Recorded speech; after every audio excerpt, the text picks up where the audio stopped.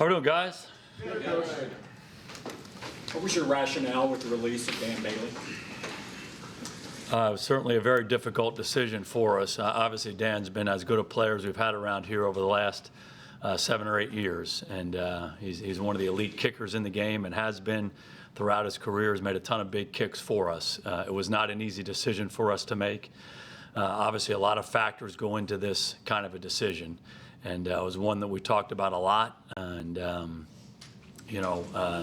there's a business side to the game as well. That's certainly a factor in making a decision like this. But really, honestly, there's a business side to making a lot of decisions we make in the era of the salary cap. You have to allocate dollars to certain guys, and you have to decide where you can maybe save some money and save some salary cap space. So I can't say enough about Dan Bailey as a person, as a kicker, what he's done for this organization, the number of pressure kicks he made for us. And he and I had a good visit the other day, talked the whole thing through. We wish him nothing but the best going forward. But he's been a great player for us and will continue to be a great player in this league. This is more of a financial decision than a decision of declining performance or anything? Again, there's a lot of factors that go into all these decisions. You're evaluating the player's performance, and you're also evaluating, how you're putting the entire roster together. And there are a lot of different factors that went into this. It was not an easy decision for us, and he's obviously someone we think a great deal of and wish him nothing but the best going forward. What were the on-field factors that led to this? I mean, he had one kick in the preseason games. If there was a competition between these guys, why wasn't he allowed to kick? Yeah, I think the biggest thing you would look at is, he's had some injuries over the last couple of years, had a back 2 years ago, had the groin last year. Obviously didn't kick his best down the stretch last year. A lot of different reasons for that. But again, when we put the whole thing together and decided what was the best for our football team, this was a decision we felt like we had to make, and it was a hard decision. There's no question about that, and we went back and forth on it. We discussed it a great deal. One of the things that gave us confidence is how well Brett Maher has kicked, both in practice and in games, and we feel like he has an opportunity to help our football team in that role. Had you noticed an erosion in his performance, like you say, with the back in 2016 and then the groin last year? Did you notice an erosion in his performance level? Yeah, I don't really want to get into that part of it. Clearly, coming back from the groin last year, he wasn't quite himself.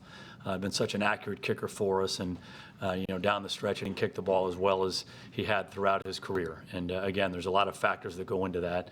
I do think he was healthy, and that was behind him.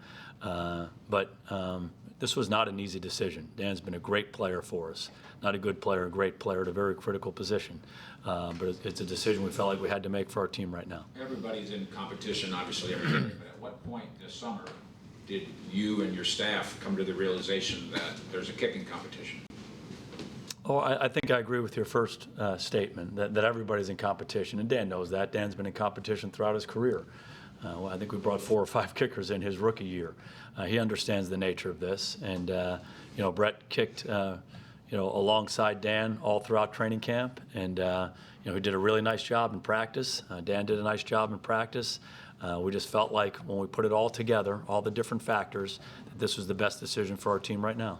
What impressed you most about Maher, especially when you're discussing the back and forth and you know that Bailey has such a proven history at this level? How strongly did you have to feel about his attributes, and what are those attributes to make the decision? Well, I think a combination of approach, very professional his approach right from the start, comes in, gets his work done, really good practice habits, kicked the ball really well every day, virtually every time he kicked it all throughout training camp.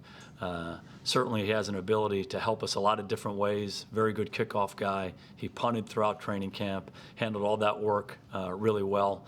He's a very talented guy. He's got a strong leg. We saw that.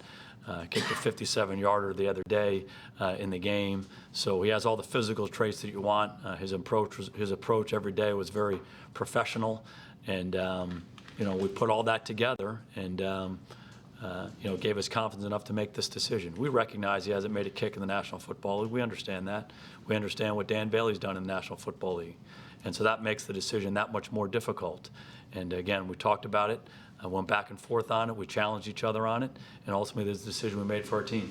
You talk a lot about collaboration within the organization. Are you on board with this decision?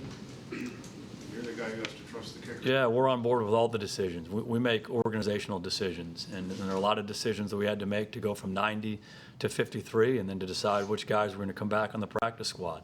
And we sit in a room and we talk about it. We talk about it every day. We talk about how all the pieces of the puzzle fit together and all the different factors that go into the pieces of the puzzle. And we work through it. We work through it together in a very collaborative fashion, and we make organizational decisions that everybody's behind. How much did you look into what he did in the CFL influencing these decisions? But obviously, he's picking bad weather almost every week up there. Yeah, and I think at the outset when we signed him, those are certainly factors that we liked about him. We knew him coming out of school. We have some guys in our staff who are around him coming out of school. He was a very good kicker at Nebraska. He had success up in the Canadian Football League. He was here in training camp with us, I think in 2013, so we have a little bit of a history with us. And he did a really good job from day one. And again, we recognize this decision and what we're doing. But when we put it all together, we just felt like this was the right thing for our team right now.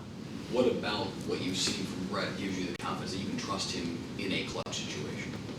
Really everything I've just been talking about for the last 5 minutes, just his preparation, his physical ability, the approach he's taken every day. Again, recognizing that he hasn't kicked a field goal in the National Football League, but he has experience in the Canadian Football League, was a good college kicker, and really came to work every day and did an excellent job for us.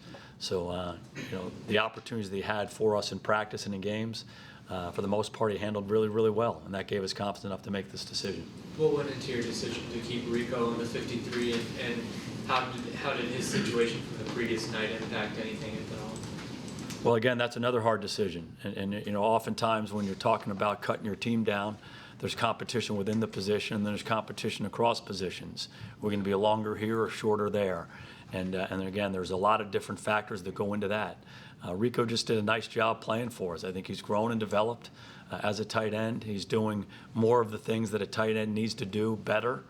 Some of the things come more naturally to him. He's getting better at some of the things that he hasn't had that much experience with, and he had a good training camp and a good preseason.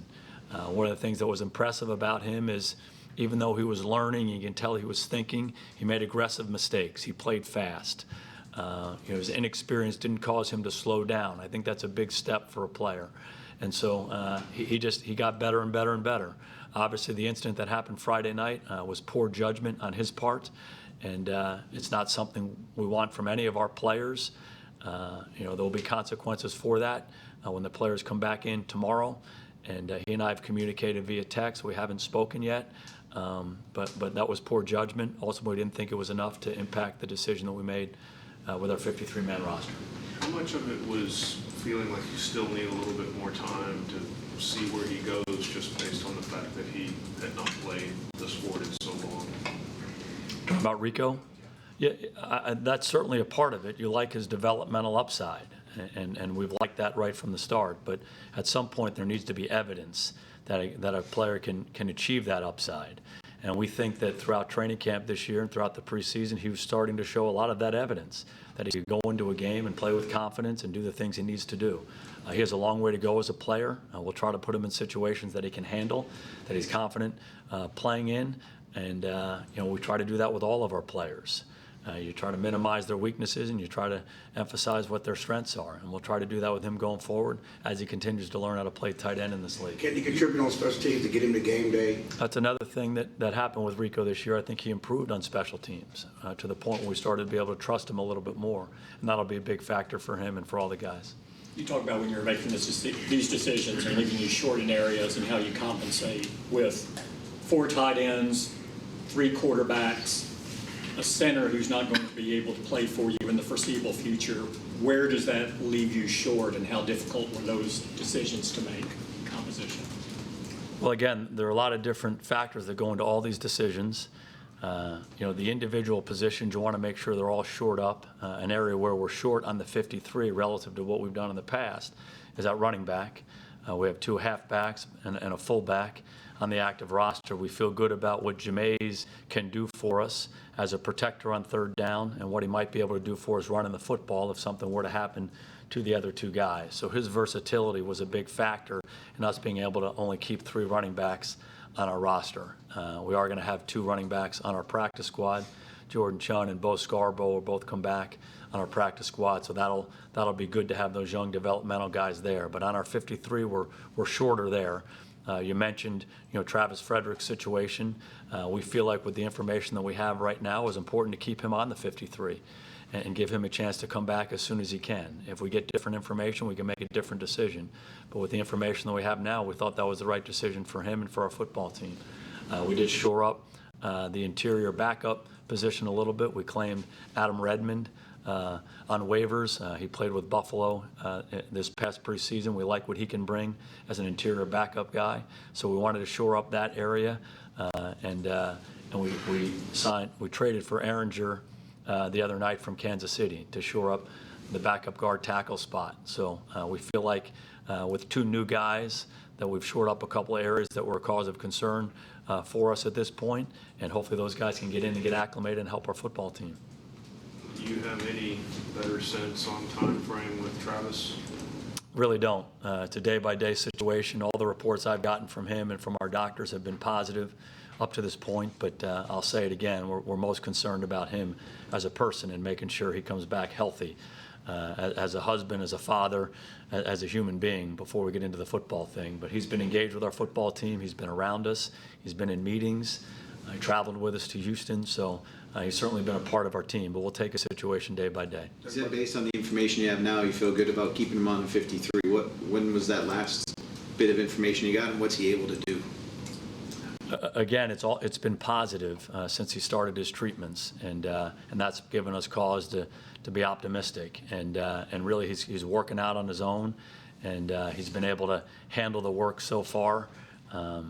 So again, you take it day by day, but from my perspective, the information that I've gotten, there hasn't been any drastic setbacks in any way. He's getting into this program, and hopefully he'll continue to respond the right way.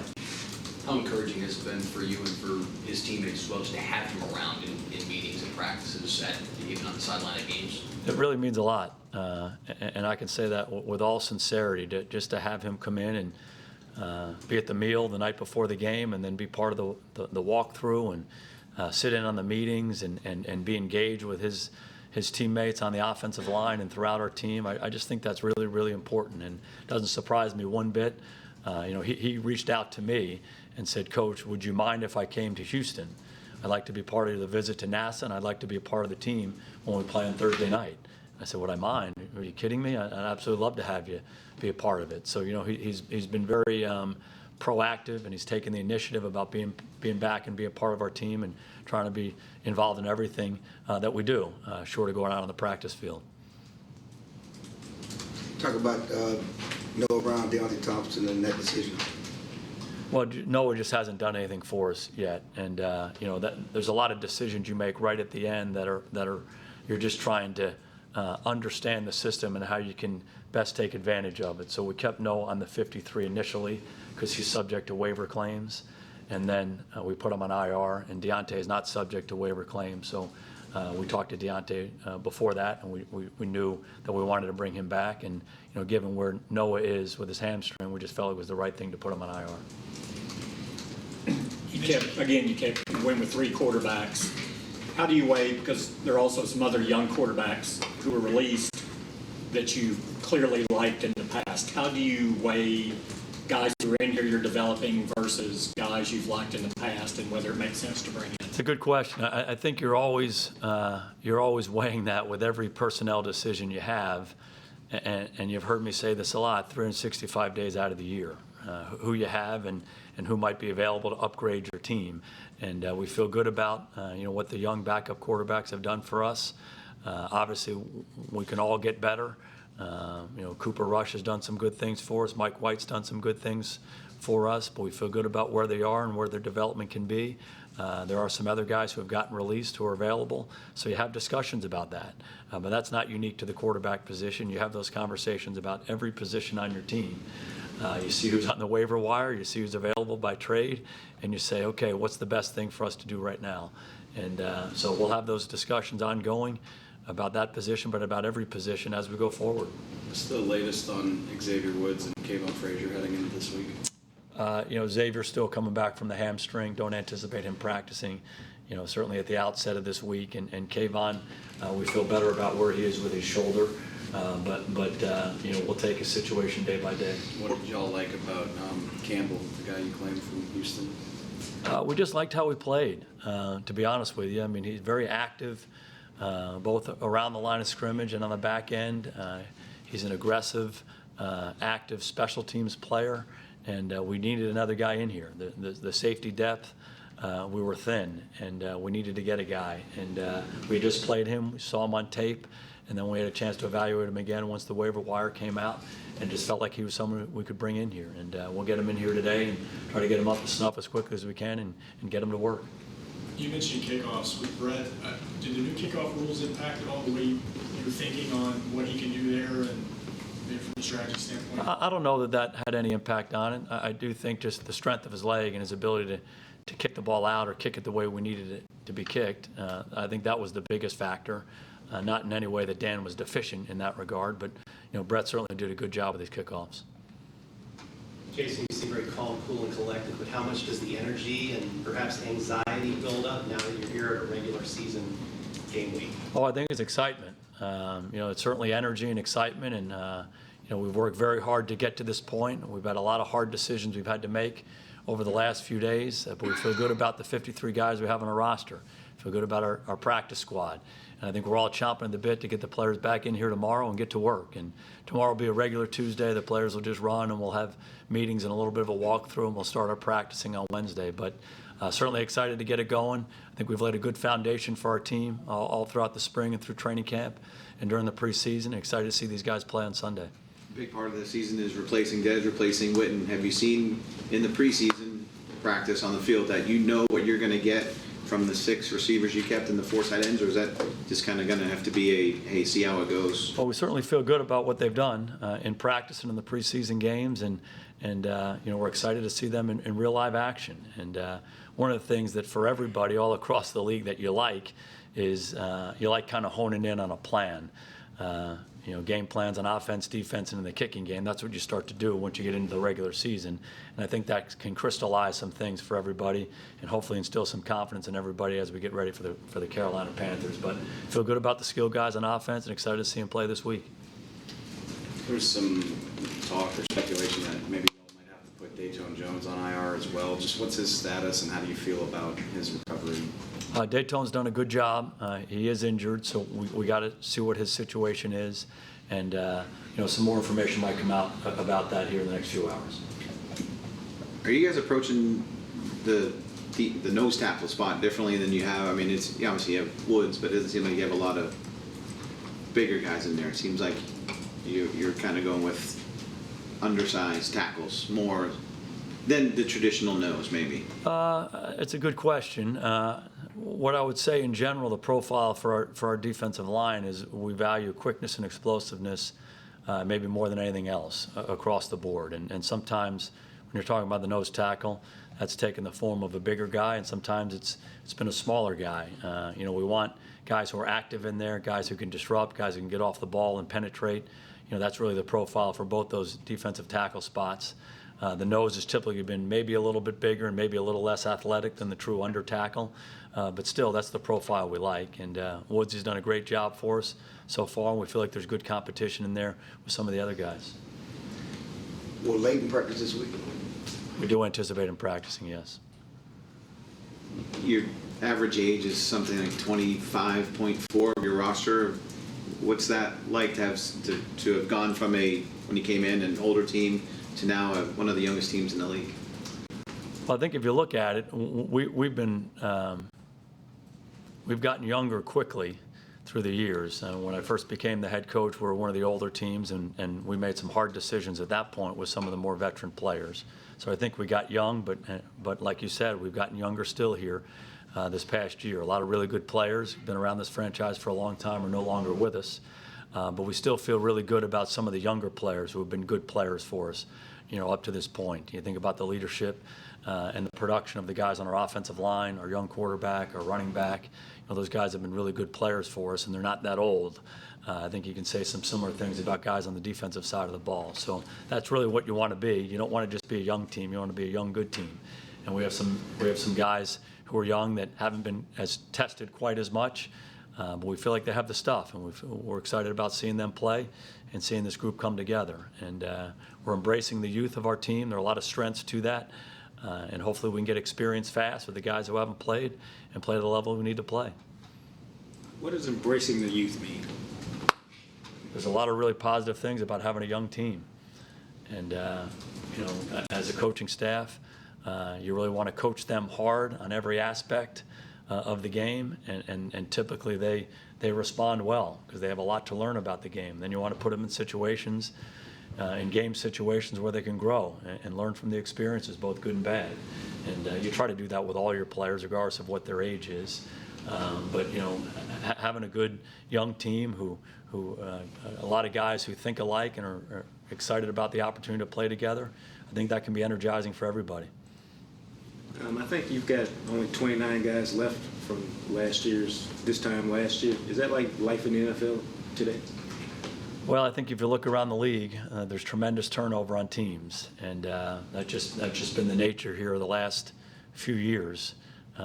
Because of the salary cap, because of how contracts are structured, it's hard to keep all your guys together for a long period of time. Very different than 25, 30 years ago. That's just the nature of the league, and I think the league is getting younger. There's more incentive to keep younger players on your team, more incentive to have draft picks make your team. And so that's why you gotta embrace the youth, and you gotta get them ready to go as quickly as you can.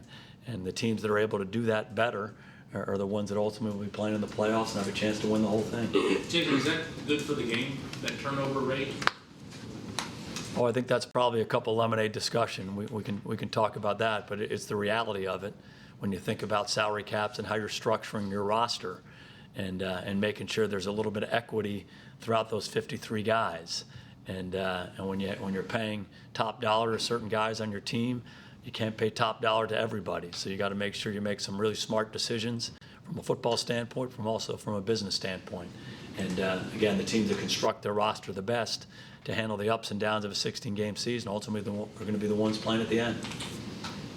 How much can you lean on Wizier this year, considering he's healthy? Yeah, Cheeto's done a great job. He really has. And as you mentioned, he missed the early part of last year, but once he started playing last year, I think you saw a lot of things that we saw in him coming out of school. He's got a lot of physical gifts. He's big and strong. He's quick, he's fast, he's athletic, he's explosive, he's got instincts for the game. He loves to play. He's willing to throw his body in there and make tackles. He can make plays on the ball. A number of PBUs, interceptions, all those things, just in a short period of time. And I think when you put all that together and you see him out there day after day, you see him gaining more and more confidence. So, he's going to be part of our secondary. He's going to be a big part of what we do back there. And, again, I think he's embraced it, and he's getting better every day. You have made some tough decisions throughout since you've been here, going back to when you first started with the offensive line, when you made changeovers there, and more recently with Dez, and even the quarterback decision a couple of years ago now with Dan Bailey. Can you talk about being able to do that, and did you get that from Jimmy, or how do you develop that resolve to make tough decisions and move on from like guys, older guys? Because some people hang on to older players too long because of that emotional connection and being able to move on. Well, they're hard decisions for a lot of different reasons. The reason they're hard decisions is because the guys you're talking about have been great players for this organization. They've been great people for this organization. They've been productive on the field. They're really everything that you want on your team. But there are a lot of factors that go into putting your roster together, and age and money and all of those things factor into how you can build your best roster. And I haven't made any of these decisions on my own. We make these decisions collaboratively as an organization. Ownership, personnel people, coaching staff, we all talk about this, and we try to make the best decision for us. And we try to challenge each other as to why this is a good decision, or that's a good decision, or why we need to keep him, why we need to move on. And then ultimately, when the door opens, it's our decision. And so, they're not easy. They're not easy, especially because of the kind of players these guys have been and the kind of men they've been for our organization, the examples they've been to their teammates. But ultimately, you have to do what's in the best interest of the football team. Is it always better to get rid of a guy a year too early as opposed to a year too late? I don't know about that. I think those are hard things. Those are hard things to define. Whether it's a year too early or a year too late. Oftentimes, it's just for your team at that time, this is the best decision. And, when you shake hands and you give a guy a hug, you wish him nothing but the best. I hope Dan Bailey goes to another team and plays 10 more years and kicks at the highest level. I hold him in the highest regard as a person and as a player. And the same thing for Des Bryant and any of the other guys that we've had on our team that we've had to move on from. And so for our team right now, we felt like these were the best decisions. And we appreciate those guys. We're grateful to those guys for their performance and what they've done for this organization with them, and wish them nothing but the best going forward. Coaches tend to lean towards veterans because they like guys that know what they're doing. They have a proven track record. Do you have to kind of move away from that and separate yourself from that, or your coaching staff to say, hey, don't just take the jersey number off these guys when you're looking at them? Is it something as simple as that? Well, again, there's a lot of different factors that go into it, and you are dealing with people, and you are dealing with players, and you are dealing with a lot of different factors that go into these decisions. So you have to put all of that stuff together. Line one is always what's in the best interest of the entire Dallas Cowboys football team. And just because that's our motivation and that's what we're focused on doesn't necessarily mean we always make the right decisions. Oftentimes you reflect back and say, boy, we shouldn't have done that. Or maybe we should have waited this, or we should have had this guy instead. That's part of the decision-making process that you have.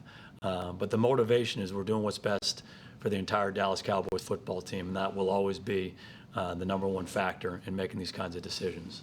Like you say, while the decision's made in the moment as well, you also have to factor in, Jerry likes to say whether the arrow's pointing up or pointing down.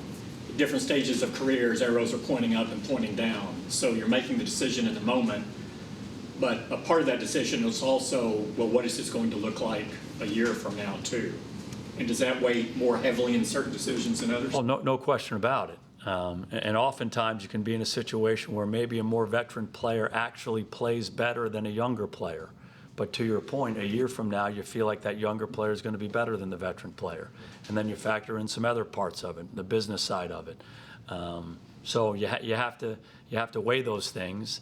And sometimes you keep a player whose arrow is going this way because you don't have a better alternative than him right now. And so that's another factor. Who else is going to do that job right now? Who else is going to do that job in the future? So you have all those discussions. You try to work through them. You try to make your best decisions. What's in the best interest of the team. How do you separate the emotion of it? Because you do have good relationships with veteran players. Some guys came in when you came in. So how do you separate that? I think you have to separate that when you're making the decision as best you can. Sometimes leaving a little emotion in there is a good thing because that's part of life and that's part of football. And then certainly when you're talking to the player, you want all the emotion in there. You want it to be real and honest and as direct as you can be. And you want to be truthful about how much you appreciate what the guy's done for the organization and how much you care about him and how much you want him to go on and succeed, whatever he does from this moment forward. And those are all the things you try to tell guys because they're true and they're honest and they're emotional. For Harvard, he's a Harvard guy notwithstanding, can Redmond learn enough this week, or do you anticipate Zach maybe being your center back? We'll see. We're going to get Redmond in here today, and we're going to put him to work. He'll spend a lot of extra time with Coach Alexander and Coach Colombo to try to get him to understand what we're trying to do here in a short period of time. But we feel good about how he plays. We feel good about his ability to pick things up quickly. Do you feel you like Harvard guys as a Princeton guy? Thank you. Was that ended? That was an ending.